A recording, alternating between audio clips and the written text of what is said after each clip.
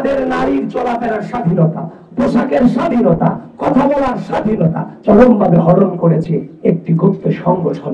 এই ক্যাম্পাস তখনই নিরাপদ হবে যখন এই ক্যাম্পাসের প্রতি ইঞ্চি মাটি আমার বোনের জন্য নিরাপদ হবে। অপরাধ ঘটাটা অস্বাভাবিক নয়, কিন্তু অপরাধীর অপরাধকে সেলিব্রেশন করা, ফুলের মালা দিয়ে বরণ করে নেওয়া, এটা চরমভাবে অস্বাভাবিক ঘটনা।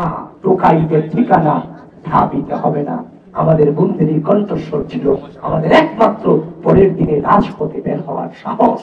আলী হোসেন নামে একজন ব্যক্তি ঢাকা বিশ্ববিদ্যালয়ে পড়ুয়া আমাদের একজন সহপাঠীকে নিয়ে গণধর্ষণের পদযাত্রার ঘোষণা দিয়েছে।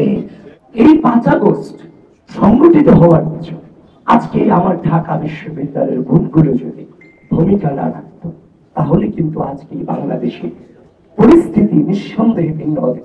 15 জুলাই হামলার পরে আমার বোনরা যখন ভিসি চত্বরে রক্তাক্ত হচ্ছিল, আমার এখনো আমার কানে বাজে আমার বোনের সেই কণ্ঠস্বর, ভাই আমাদেরকে নিয়ে যাবে। আমার বোনদের সেই রক্তাক্ত হওয়া গোটা বিশ্ব ঢাকা বিশ্ববিদ্যালয়ের পাশে দাঁড়িয়েছিল। 15 তারিখ বিকেলে রোকেয়া হলের সামনে থেকে ছাত্রলীগ সন্ত্রাসীদেরকে রাজু ভাস্কর্যের তীর ছুড়ে দিয়ে বলেছিল, টোকাইদের ঠিকানা ধাবিতে হবে না। আমাদের যখন কোনো অবস্থানই ছিল না, যখন আমরা চিন্তা করছিলাম যে কালকে কিভাবে আন্দোলনটাকে আমরা গোড়াপত্তন করব, ওই সময়টাতে এই হলগুলো থেকে যখন আমাদের বোনদের প্রতিবাদী কণ্ঠস্বর ভেসে আসছিল, আমাদের বন্ধুদের কণ্ঠস্বর ছিল আমাদের একমাত্র পরের দিনে রাজপথে বের হওয়ার সাহস। আমাদের নারীর চলাফেরার স্বাধীনতা, পোশাকের স্বাধীনতা, কথা বলার স্বাধীনতা চরমভাবে হরণ করেছে একটি গুপ্ত সংগঠন। আপনারা দেখেছেন এই গণঅভ্যুত্থান পরবর্তী সময়ে চট্টগ্রামে আন্দোলনরত নারীকে লাঠি দিয়ে মাটিতে ফেলে দেওয়া হয়েছে। ঠিক একই ভাবে এই ঢাকা বিশ্ববিদ্যালয়ের মাটিতে আমার এক বোনকে ওড়না নিয়ে কুরুচিপূর্ণ মন্তব্য করা হলো।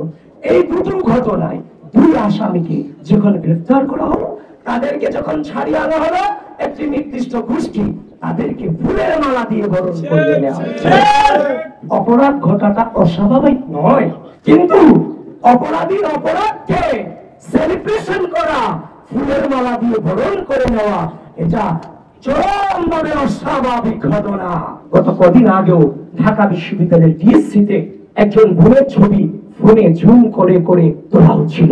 যখন তাকে ধাওয়া করা হলো, তখন সে শিবিরের যে অনুষ্ঠান চলছিল সেদিন টিএসসিতে, সে ওখানে গিয়ে আশ্রয় নিয়েছিল এবং পরবর্তীতে তাকে যখন ধরা হলো, তখন সে নিজের নাম বলল 6টা, তার আইডি ছিল 4টা, পেজ ছিল 2টা, সবগুলো ফেক। এই হচ্ছে পরিস্থিতি। শুধু তাই নয়, গতকালকে দেখেছেন আলী হোসেন নামে একজন ব্যক্তি ঢাকা বিশ্ববিদ্যালয়ে পড়ুয়া আমাদের একজন সহপাঠীকে নিয়ে গণধর্ষণের পদযাত্রার ঘোষণা দিয়েছে। আপনারা কি কল্পনা করতে পারেন ঢাকা বিশ্ববিদ্যালয়ের মাটিতে ঢাকা বিশ্ববিদ্যালয়ের একজন শিক্ষার্থী তার মেয়ে সহপাঠীকে গণধর্ষণের ঘোষণা দিচ্ছে প্রকাশ্যে, এবং এখনো পর্যন্ত সে প্রকাশ্যে ঘুরে বেড়াচ্ছে। ঢাকা বিশ্ববিদ্যালয় প্রশাসন এবং রাষ্ট্রীয় প্রশাসন এখনো পর্যন্ত তার বিরুদ্ধে ভিন্ন পরিমাণ কোনো ব্যবস্থা নেয়নি। এগুলো কি আপনারা মনে করছেন সুস্থ সমাজ? এই ক্যাম্পাস তখনই নিরাপদ হবে যখন এই ক্যাম্পাসের প্রতি ইঞ্চি মাটি আমার বোনের জন্য নিরাপদ হবে। সেটা বাস্তবায়নে বাংলাদেশ জাতীয়তাবাদী ছাত্রদল বদ্ধপরিকর।